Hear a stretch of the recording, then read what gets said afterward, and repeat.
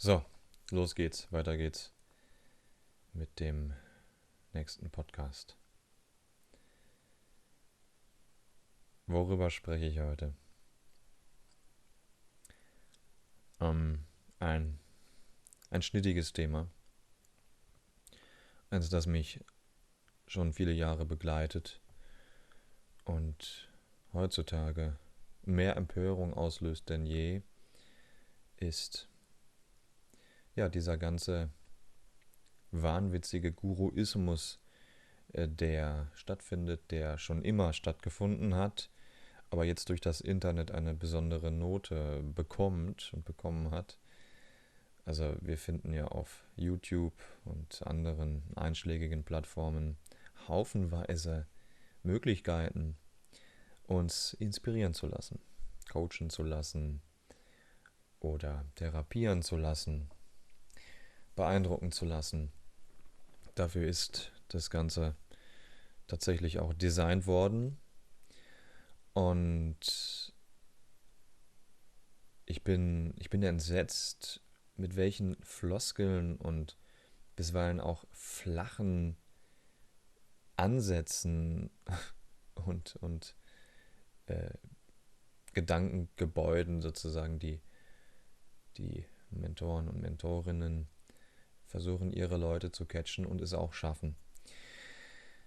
Also der Wahn, ja, dass wir uns permanent optimieren sollten und auch inszenieren sollten, damit wir wirken, damit wir hier in dieser Gesellschaft, in dieser Welt eine herausragende Position und Stellung erreichen, damit wir das Gefühl haben, wir sind hier richtig, wir bedeuten was, wir gelten.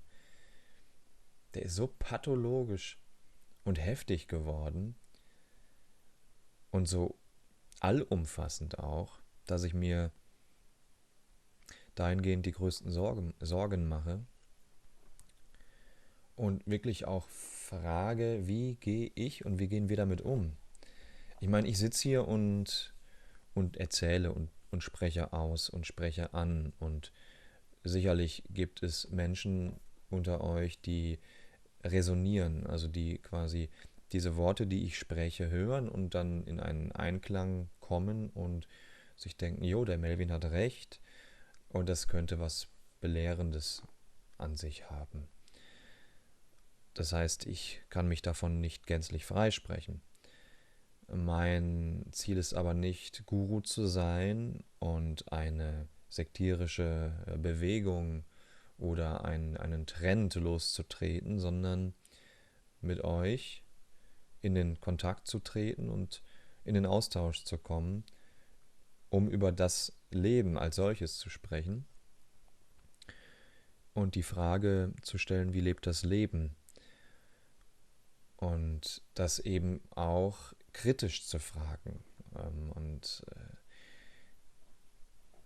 das, was ich jetzt hier diskutiere oder was ich hier anspreche, ist natürlich ein Bestandteil des lebenden Lebens, dass wir den Hang haben, auf die Suche zu gehen nach Orientierung. Und ich verstehe das in diesen Zeiten umso mehr, weil wir sind samt und sonders aus den Bahnen gekegelt worden. Das Ordentliche, das Geordnete findet also nicht mehr wirklich statt. Und unsere Coping-Mechanismen gehen also in verschiedenste Richtungen. Und da kommt natürlich jemand, der uns die Welt erklärt und die richtigen Ansätze vermittelt, wie ich möglichst optimal stattfinde und existiere, sehr gelegen. Ich habe das als junger Mensch massiv ersehnt und sehr viel probiert und, und sehr viel auch erfahren. Das ging so 2007 los, da war ich 20 und damals existierte noch das sogenannte Erkenntnisforum, also eine Plattform im Internet, die von Eik Richter und Juliane Probowski gegründet wurde. Zwei sehr kultivierten, reflektierten und realisierten Menschen, die ursprünglich die AG Gnosis gegründet hatten, die Arbeitsgemeinschaft Gnosis. Gnosis heißt so viel wie die Erkenntnis.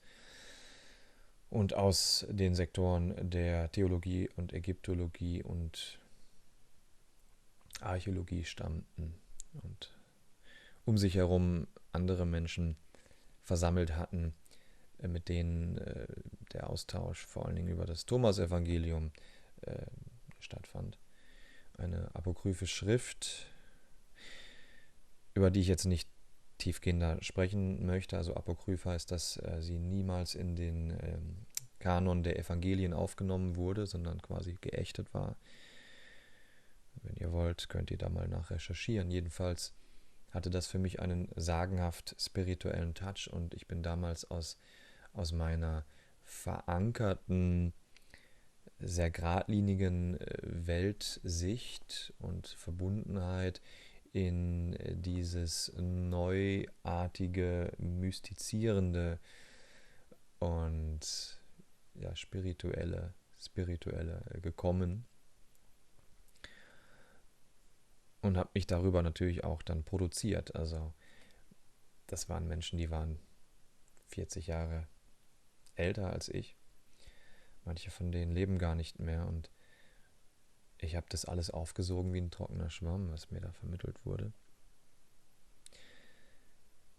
Und das ging ja dann weiter, die Reise in die Welt der esoterischen und religiösen Angebote. Wie die meisten, die mich kennen, wissen, habe ich dann Retreats gemacht, habe Yoga ausprobiert, war in Ashrams und später dann auch in Vipassana-Zentren und Theravada-Klöstern und habe ständig versucht, meinen Geist zu läutern und wach zu werden und alles verstanden zu haben. Das ist wirklich viel ist da abgegangen und ich habe mich immer weiter in mich selbst hineingeschraubt. Ein kluger Mann hat mal zu mir gesagt, es gäbe zwei Bewegungen, die wir als Menschen grundsätzlich ausführen würden. Also die geradlinige, also die lineare Bewegung nach vorne, so ein bisschen Plattitüden besetzt. Ich gehe einfach meines Weges und ich lache und ich habe Spaß und ich tanze und harre nicht und halte mich nicht lange an einem Thema auf. Ich mache einfach weiter. Und den Kreis. Ich kreisel den ganzen Tag, die ganze Zeit um eine Sache, um ein Objekt, um ein Thema. Und da gibt es offenbar so archetypische Muster. Also, dass manche von uns dazu neigen, eben nur geradeaus zu gehen und andere eben nur zu kreiseln. Und ich war definitiv der Kreisler, der den Kreis die ganze Zeit vollzogen hat.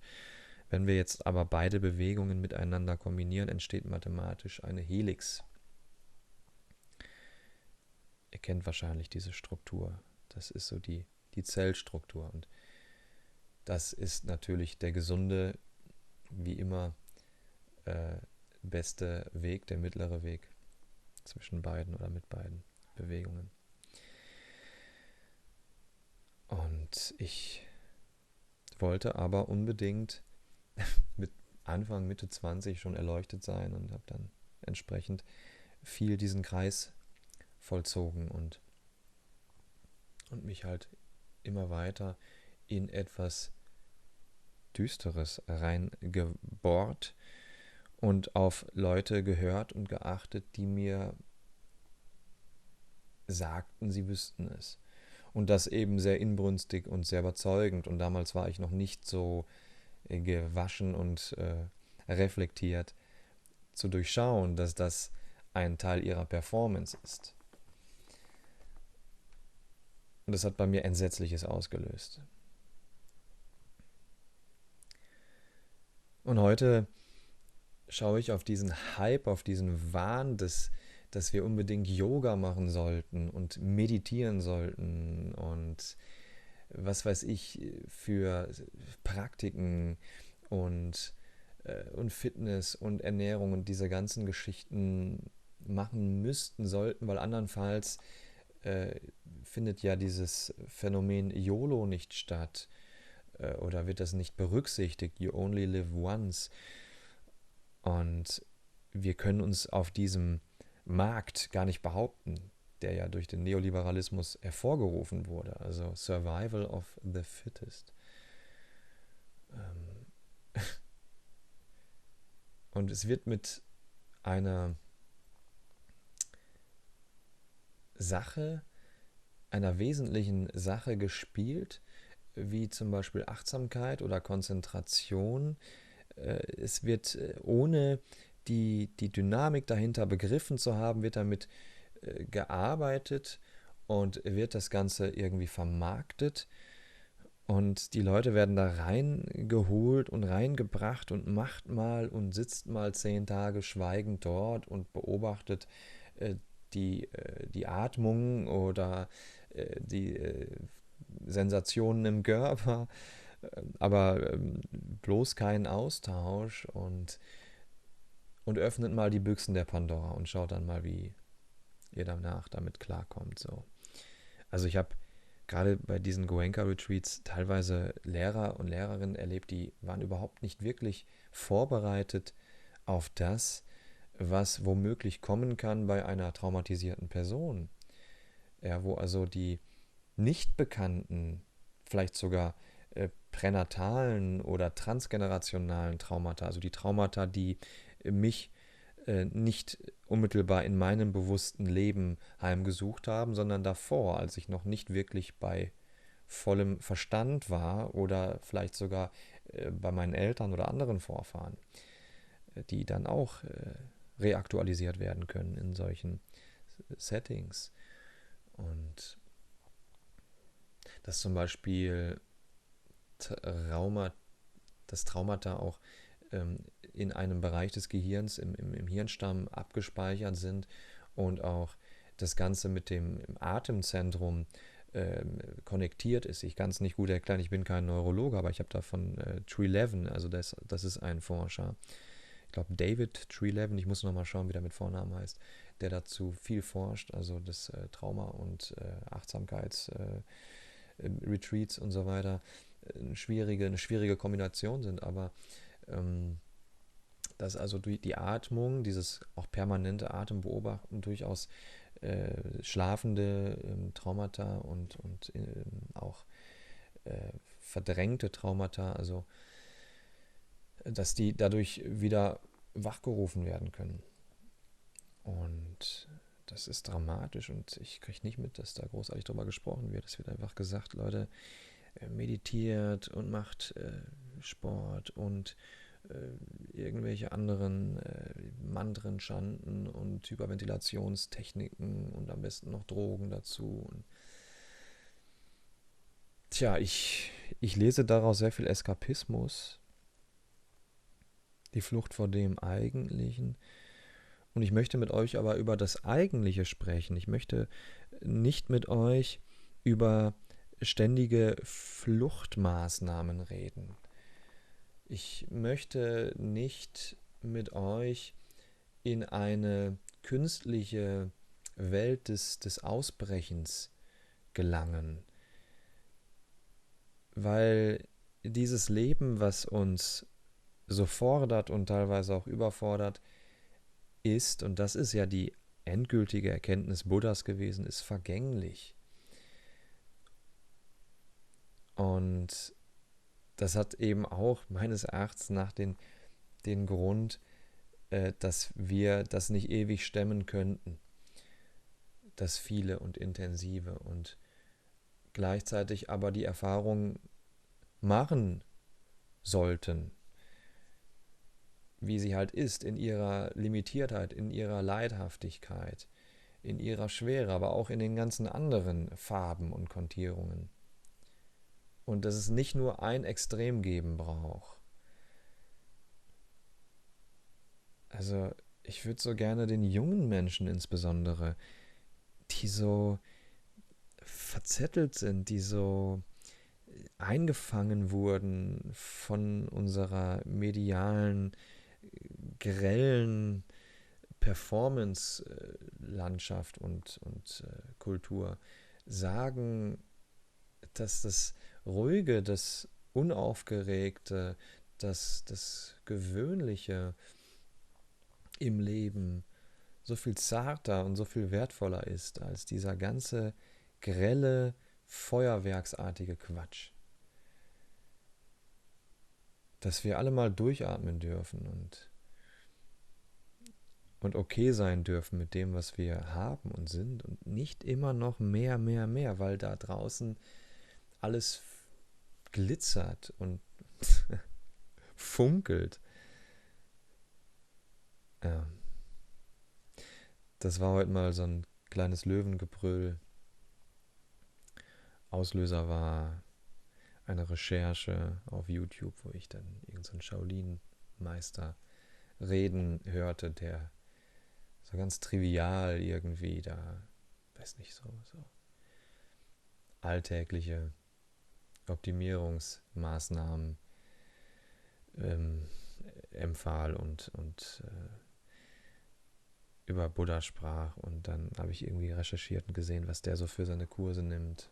1.000 € im Jahr irgendwie für einen Online-Kurs und so Geschichten. Das braucht ihr nicht. Vielen Dank für eure Aufmerksamkeit. Ich hoffe, wir kommen ins Gespräch und schreibt mir gerne in die Kommentare, wie es euch mit meinen Worten geht und ergangen ist. Ich wünsche euch Liebe und Vertrauen. Bis bald.